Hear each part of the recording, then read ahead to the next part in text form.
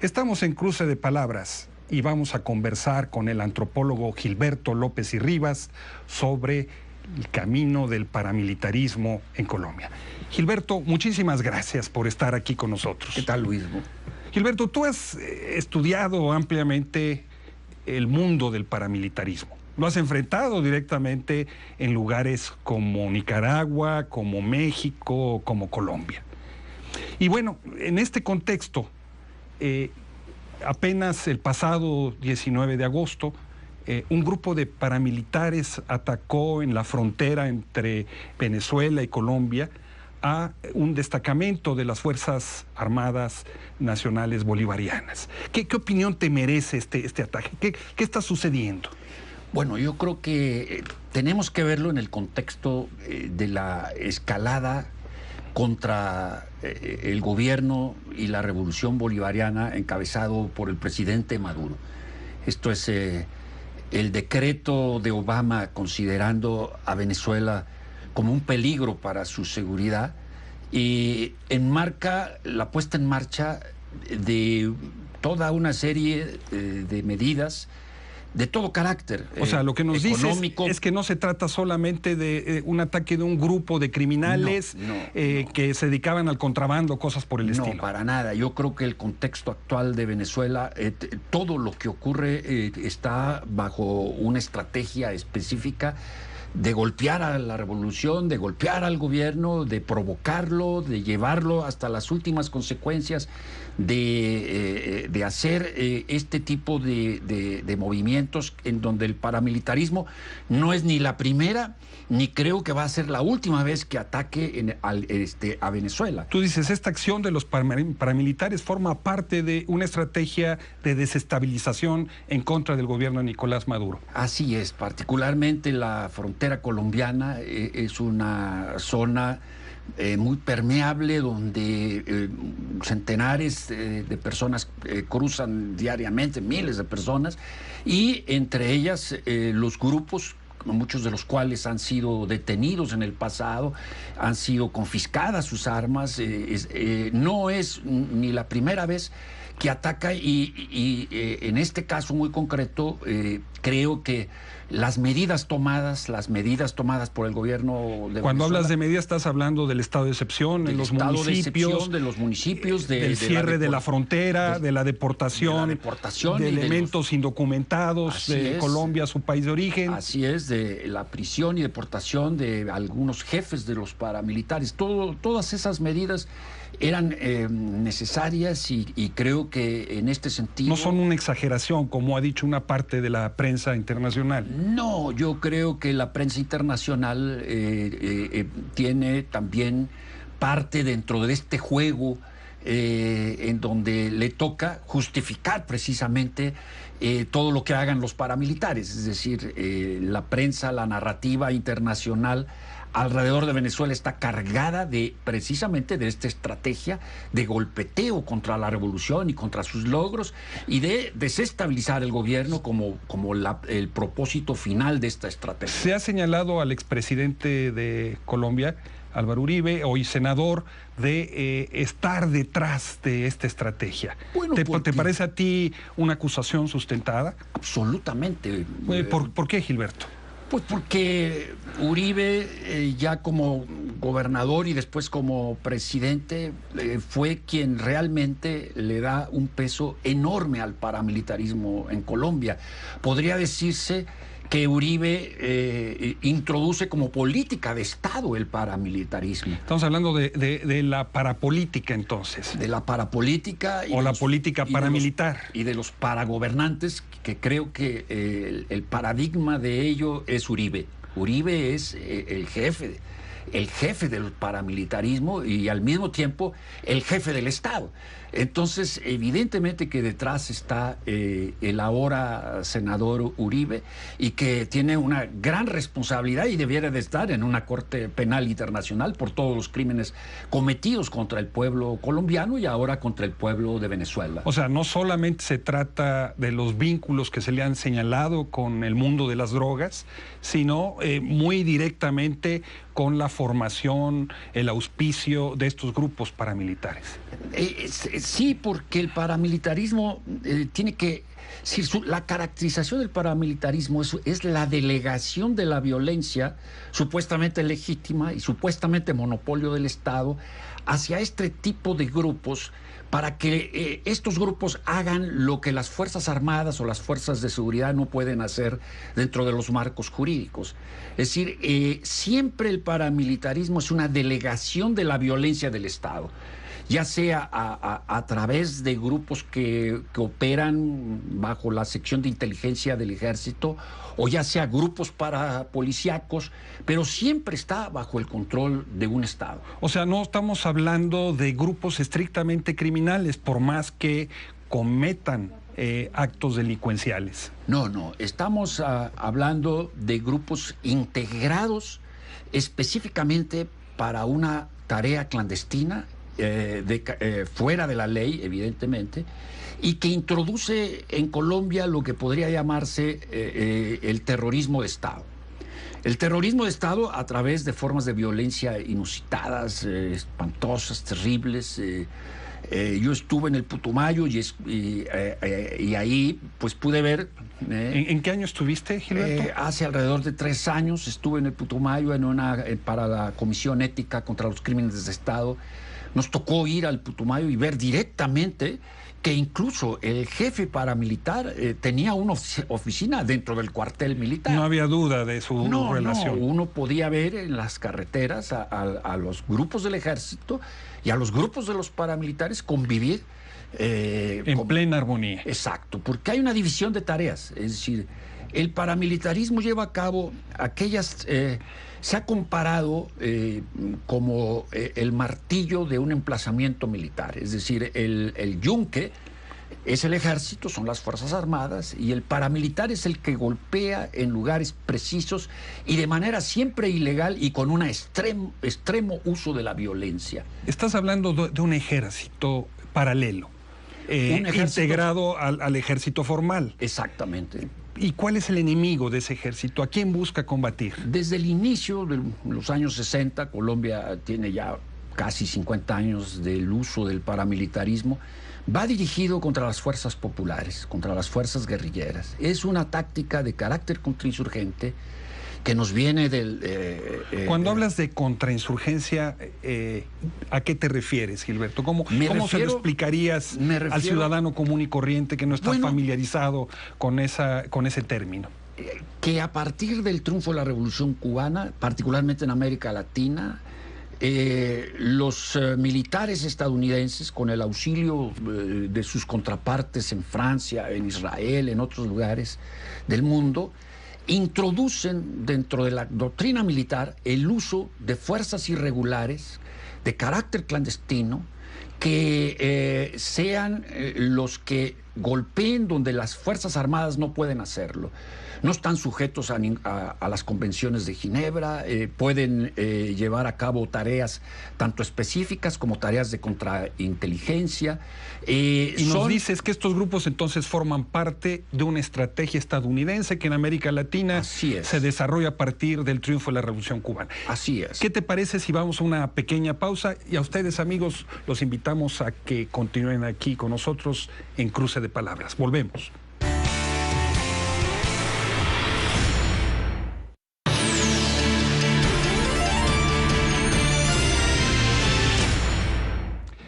Estamos de regreso en Cruce de Palabras conversando con el antropólogo Gilberto López y Rivas sobre la larga marcha del paramilitarismo colombiano.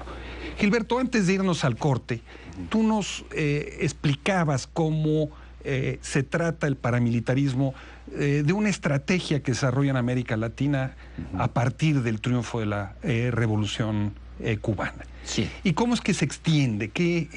¿Cómo es que trabajan? ¿Significa que los militares latinoamericanos han sido formados por el ejército estadounidense? Han sido entrenados. De hecho, el paramilitarismo de Colombia tiene el auxilio, la ayuda, el entrenamiento, la logística de Estados Unidos en la conformación de los primeros grupos paramilitares. En México también, durante la llamada Guerra Sucia, tenemos ¿La Guerra Sucia en México estás hablando de qué años? Estamos hablando de principios de los años 70, 80 e incluso hasta los 90. Con más de 500 desaparecidos, asesinados. Exactamente. México, Colombia, ¿qué otros países? Guatemala, con el uso forzado incluso de población indígena. Y las patrullas de autodefensa. Las patrullas de autodefensa que indígena, constituían la parte paramilitar del Estado genocida guatemalteco. El uso en El Salvador, particularmente, de los escuadrones de la muerte también. Se extendió por toda América Latina. O sea, es una estrategia global, no exclusiva de Colombia. No, para nada. Colombia, digamos, es el paradigma del paramilitarismo porque... Donde más se desarrolla. Claro, porque además, pues ahí se tiene un conflicto armado con varias de las guerrillas, tanto las históricas como las que ya no existen, como el M-19, y a partir de los años 60 se introducen los primeros grupos paramilitares.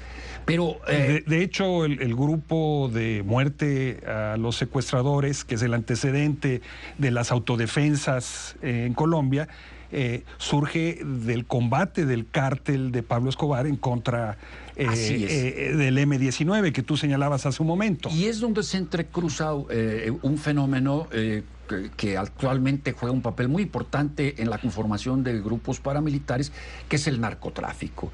Entonces podríamos estar hablando de lo que podría ser el narcoparamilitarismo, es decir, la utilización también de la Fuerza Armada del narco para tareas y labores de carácter contrainsurgente o para tareas y labores de ajusticiamiento de dirigentes indígenas, de desplazamiento de poblaciones en zonas agrícolas que los terratenientes, los latifundistas quieren. O los proyectos mineros. O los proyectos mineros en el día de hoy. La manera, por ejemplo, como la palma real se ha introducido en todo el Putumayo, a partir de los desplazamientos de miles de campesinos, de lo que podría ser el ataque feroz de los paramilitares para precisamente lograr ese desplazamiento. Entonces el paramilitar tiene papeles que jugar. Es decir, ya no son las guardias blancas del terrateniente, son fuerzas estructuradas particularmente a partir de lo que podría ser la sección de inteligencia del ejército, entrenadas para no solamente el uso de armas ligeras, sino incluso para conformar núcleos importantes que puedan luchar contra las guerrillas. Tal vez la metáfora mejor para explicar lo que es el paramilitarismo está dada por los militares mexicanos que en su manual de guerra irregular, ¿Qué dice? Ellos hablan de que durante mucho tiempo la contrainsurgencia estaba basada en quitarle el agua al pez. Por utilizar también una metáfora del presidente Mao Zedong, sobre cómo la guerrilla tenía que desarrollarse junto con la población. Exacto. La guerrilla era el pez y la población era el agua. Entonces se decía, había que quitarle el agua al pez. Los militares mexicanos emplean otra metáfora. Conociendo lo de Mao, dicen, no solamente hay que quitarle el agua al pez, se puede mover el agua o se pueden utilizar peces más bravos que ataquen a los peces guerrilleros. Entonces podríamos decir que el paramilitarismo son esos peces bravos destinados a luchar contra toda oposición de izquierda, sistemáticamente destinados a luchar contra grupos campesinos que defienden sus tierras. O sea, no solo contra las guerrillas, no solo contra movimientos armados de corte de izquierda, sino también en contra de movimientos sociales. En contra de todo movimiento social. El paramilitarismo y el narcotráfico, particularmente el día de hoy, juegan un papel muy importante en la desposición, en el despojo. Y constituyen los brazos armados del capital. Pero sin embargo, Gilberto, formalmente en el caso de Colombia ha habido un proceso de desmovilización de los paramilitares y de reinserción de más de 36,000 de ellos, a los cuales se les perdonaron penas, en fin, ¿cómo entonces sucede? Es una supuesta desmovilización. Yo creo que el paramilitarismo nunca ha parado en Colombia. De hecho, como te contaba, pudimos verlo en el Putumayo hace unos cuantos años. O sea, hay una nueva generación de paramilitares. Hay una nueva generación. Yo creo que nunca ha cesado el uso de los paramilitares. El problema es que ahora el paramilitarismo desbordó las fronteras colombianas y está actuando en Venezuela como un elemento de desestabilización nacional.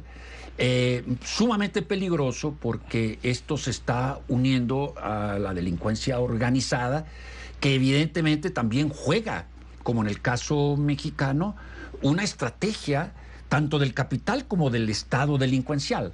¿Tú dirías que estos grupos paramilitares colombianos tienen vínculos con la oposición venezolana? Absolutamente, absolutamente, como lo tuvo con las clases dominantes en el caso colombiano, caracterizadas, como ya dijimos, por el señor Uribe. Las clases dominantes pierden, en el caso venezolano, la conducción formal de la fuerza legítima del Estado. Y por lo tanto, ¿cuál es el principal blanco de estas fuerzas paramilitares? Pues el Estado. Si recuerdo en vida del presidente Chávez que el presidente Chávez era uno de los objetivos principales de los paramilitares colombianos que fueron detenidos. Es decir, era el blanco principal del paramilitarismo venezolano. Un hecho que en muy pocas ocasiones se recuerda, se tiene presente, fuera de las fronteras venezolanas. Así es, porque evidentemente en este caso el paramilitarismo se da de la mano de lo que podrían ser las condiciones estructurales de un neoliberalismo que no puede en Venezuela hacer lo que hace en México o lo que hace en Perú o lo que hace en cualquier otro país proclive a la transnacionalización neoliberal. Pero lo que dices es muy curioso, Gilberto, porque nos estás diciendo, estos paramilitares colombianos tienen que ver con el clima de desestabilización política por un lado, por el otro con el clima de inseguridad alrededor de actividades delincuenciales. Así es. Pero tienen también que ver con ataques a políticos prominentes de Venezuela. Sí, sí. Y con alianzas con la oposición de derecha. Absolutamente. Yo creo que el paramilitarismo es estructural a los grupos oposicionistas, tanto en lo que se refiere a la violencia como en lo que se refiere al objetivo principal de sus golpeteos, que es el gobierno bolivariano revolucionario de Venezuela. O sea, la globalización de la paramilitarización. El uso de la paramilitarización para golpear a un gobierno progresista. ¿Qué te parece, Gilberto, si vamos a una pequeña pausa? Y a ustedes, amigos, los invitamos a que continúen aquí con nosotros en Cruce de Palabras. Volvemos en muy breves instantes.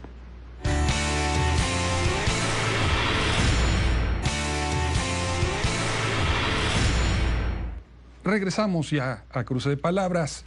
Estamos charlando con el antropólogo Gilberto López y Rivas, un gran conocedor del mundo de los paramilitares, de las estrategias de contrainsurgencia. Uno de sus últimos libros habla precisamente de eso, ¿verdad, Gilberto? Sí, estudiando la contrainsurgencia de Estados Unidos.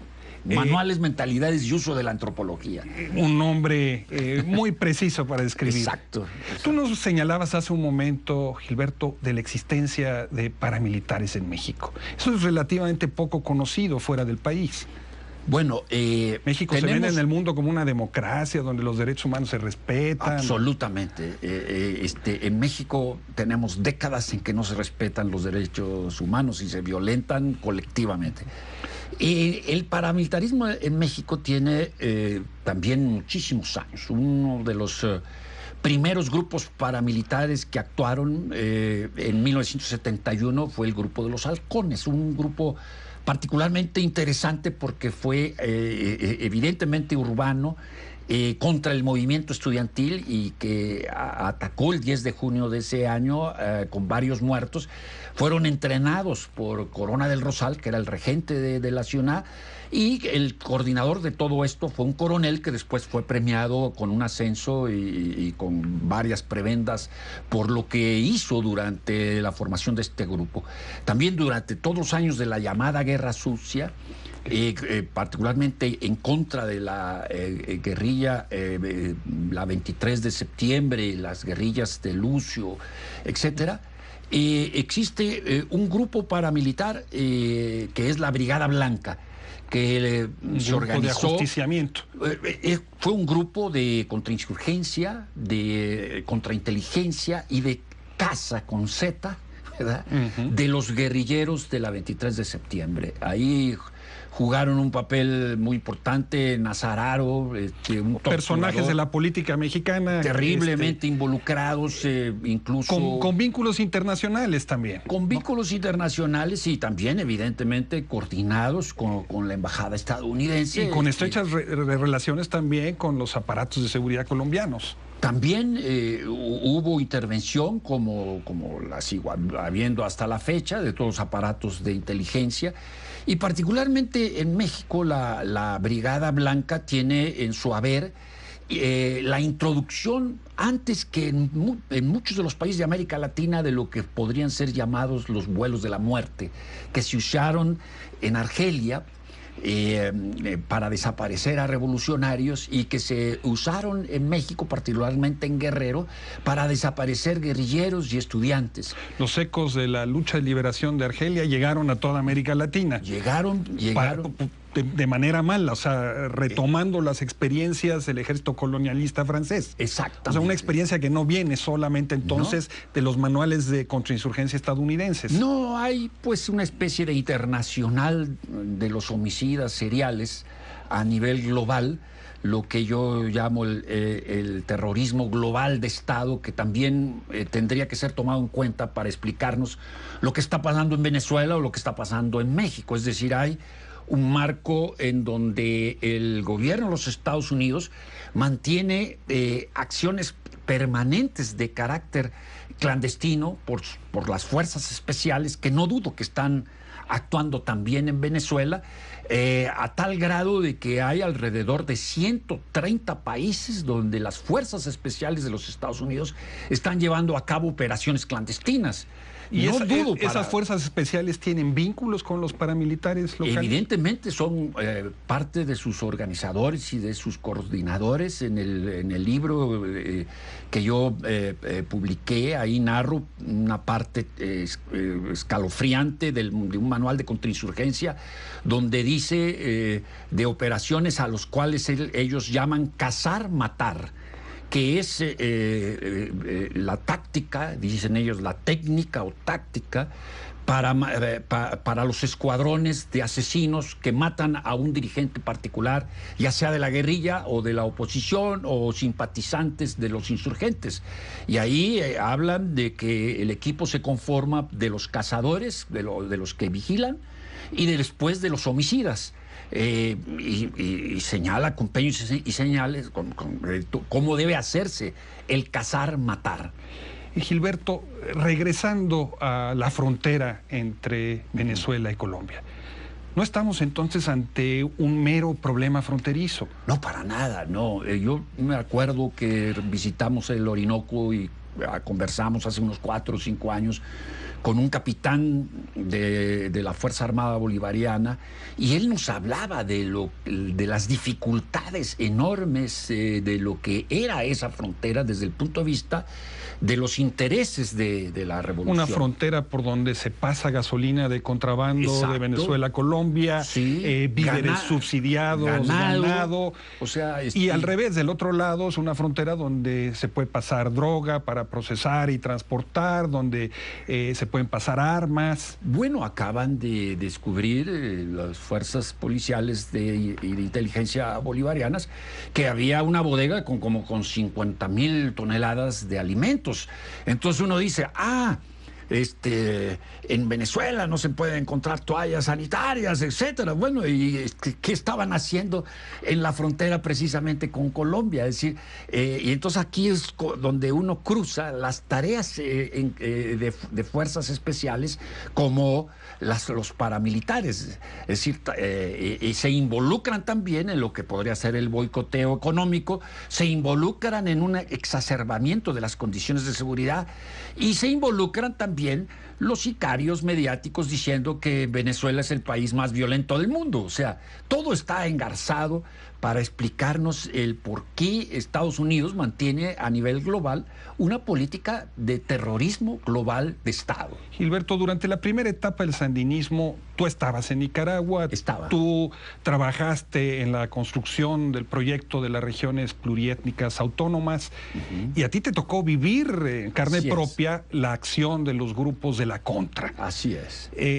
No derrotaron al gobierno, pero lo debilitaron. ¿Tú ves posibilidad de que algo así suceda hoy en Venezuela? Puede ocurrir, puede hacerse lo que se quiso hacer en Nicaragua, que nunca se logró, que es meter una cabeza de playa en términos militares que merezca, entre comillas, el reconocimiento diplomático. Es decir, todo puede ocurrir a través de Colombia. Colombia juega un papel de alfil o de torre, como quieras tú decirlo ajedrecísticamente, del gobierno de los Estados Unidos. Entonces, evidentemente que por el lado de Colombia hay que observar detenidamente las acciones de los grupos paramilitares y las acciones del propio gobierno de Colombia. Pero diera la impresión de que la política del presidente Santos no es la política del expresidente Uribe, de que ha habido mucho más mesura y ánimo conciliatorio. Uno quisiera creer en esos políticos, pero realmente cuando uno observa el tratamiento de ese gobierno supuestamente conciliador con el movimiento popular, con el movimiento indígena, los asesinatos, con los desplazamientos que siguen teniendo lugar, no obstante las conversaciones en La Habana, uno duda de que Santos pueda ser un poquito más santo que su antecesor. Estamos entonces frente a un conflicto muy profundo que implica un desafío para el proceso bolivariano.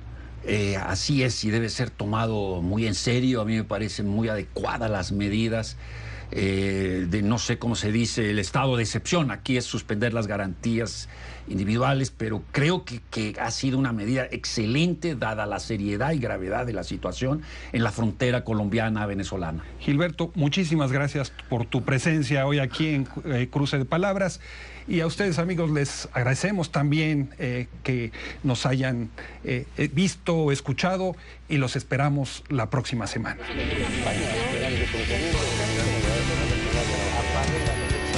Pero